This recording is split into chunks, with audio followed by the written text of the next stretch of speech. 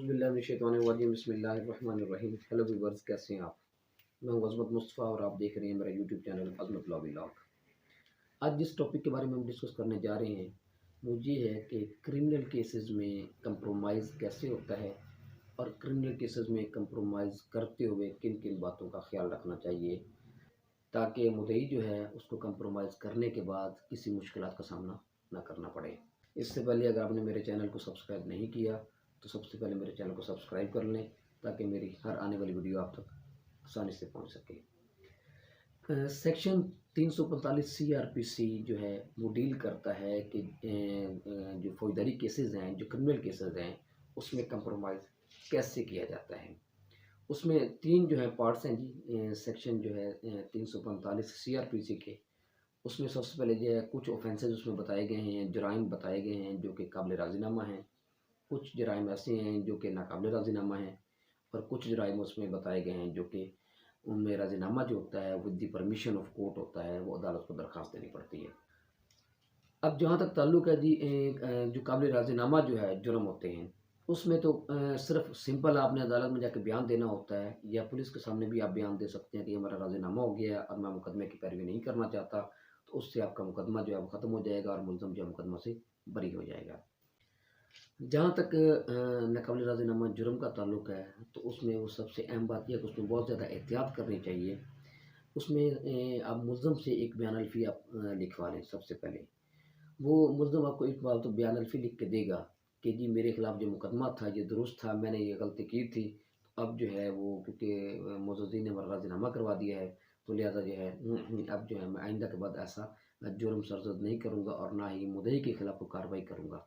ये जो बयान अलफ़ी लिखवाना है अपना, इसका सिर्फ मकसद ये होता है कि ये आपने अपने पास रिकॉर्ड रखना है कि कल अगर मुल्ज़म जो है आपके खिलाफ कोई भी कार्रवाई करे इस मुकदमे की बाबत कि आपने ये मुकदमा हमारे खिलाफ झूठा करवाया था, तो आपके पास एज़ ए प्रूफ़ हो और मुल्ज़म को भी पता हो कि मैंने ये लिख के दिया हुआ है कि मैंने ये जुर्म सरज़द किया था और मुद्दई ने मुझे माफ़ कर दिया है और मुद्दई ने राज़ीनामा करा दिया है।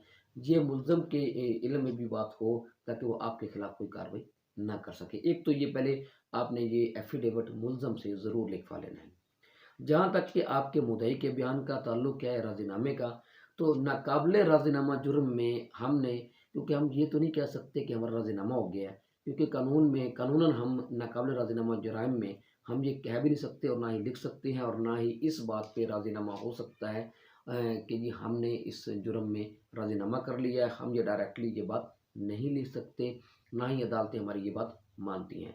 उसमें हमने करना ये होता है जी कि हमने स्टोरी को ट्विस्ट करना होता है और मुकदमा जो है वो डाउटफुल बनाना होता है और डाउट का फ़ायदा हमेशा क्रिमिनल केसेस में मुल्ज़म को मिलता है। हमने सिर्फ इतना काम करना होता है और ये होता है कि जैसे जो कि आपके एफआईआर का जो वर्शन होता है उसको थोड़ा-सा ट्विस्ट करके हमने ये स्टोरी बनानी होती है कि जी ये वक़ूआ जो है वो इस अंदाज़ में नहीं हुआ जिस अंदाज़ में मुद्दई ने पहले बताया है। और ये लेकिन ये मैं इसलिए आपको बता रहा हूँ कि हमने कहानी ट्विस्ट करनी होती है, लेकिन जो लिखा जाता है, कंप्रोमाइज़ लिखा जाता है, राज़ीनामा लिखा जाता है, वो एफआईआर की स्टोरी को देख के लिखा जाता है। और जब तक एफआईआर की स्टोरी जब आपके सामने होगी, तो आप उसके मुताबिक उसको ट्विस्ट करके वो जो है हमारे जो एडवोकेट्स हैं, वो उसको ट्विस्ट करके वो लिख देते हैं। अदालतों के इल्म में भी होता है कि राज़ीनामा हो गया है, लेकिन चूँकि वो नाक़ाबिल राज़ीनामा जुर्म कानून में होता है, तो अदालतें भी इस बात की पाबंद होती हैं और मुद्दई और मुल्ज़म भी इस बात के पाबंद होते हैं कि वहाँ पे राज़ीनामा लिख नहीं सकते हम डायरेक्टली कि हमारा राज़ीनामा हो गया है, इसलिए स्टोरी को ट्विस्ट करके हमने वो लिखना होता है। तीसरी जो किस्म है वो है जी कि कंप्रोमाइज़ जो है with the permission of court होता है। कुछ जराइम ऐसे हैं कि जिनमें राज़ीनामा करने के लिए हमें अदालत से इजाज़त लेनी पड़ती है, दरख्वास्त देनी पड़ती है कि इस जुर्म में हमारा राज़ीनामा हो गया है, तो हमें जो है वो राज़ीनामा करने की इजाज़त दी जाए। तो अदालत फिर उस सारे मुकदमे के हालात वाक़यात देखती है कि क्या इनके राज़ीनामा से किसी तीसरे बंदे को नुकसान तो नहीं हो रहा, क्या राज़ीनामा की इजाज़त दी जानी चाहिए कि नहीं दी जानी है। अगर अदालत समझती है कि राज़ीनामा की इजाज़त देनी चाहिए, तो अदालत राज़ीनामा की इजाज़त दे देती है और फिर वो जो है मुकदमा में राज़ीनामा हो जाता है।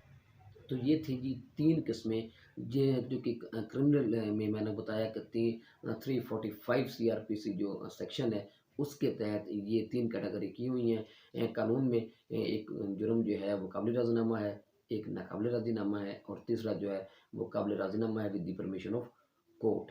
तो इसलिए आप ख़ुसूसन नाकाबिल राज़ीनामा जुर्म में राज़ीनामा करते हुए ख़ास तौर पे एहतियात रखा करें, एहतियात किया करें। वो उसकी वजह ये है कि अगर आप एहतियात नहीं करेंगे, आपको ऐसा स्टेटमेंट दे देंगे, तो अदालत भी आपको इस पे फ़ाइन कर सकती है और बाज़ औक़ात मुल्ज़म जो होता है जब वो बरी हो जाता है, तो वो भी आपके ख़िलाफ़ कोई केस जो है वो मैलिशियस प्रोसिक्यूशन का केस कर सकता है, हर्जाने का केस कर सकता है कि जी इसने मुझे इतना अरसा तंग किया और मेरे खिलाफ़ ये गलत केस किया था। इसलिए इसकी यही वजह होती है कि नाक़ाबिल राज़ीनामा में जब राज़ीनामा किया जाता है तो उसमें ख़ास तौर पे एहतियात करनी चाहिए।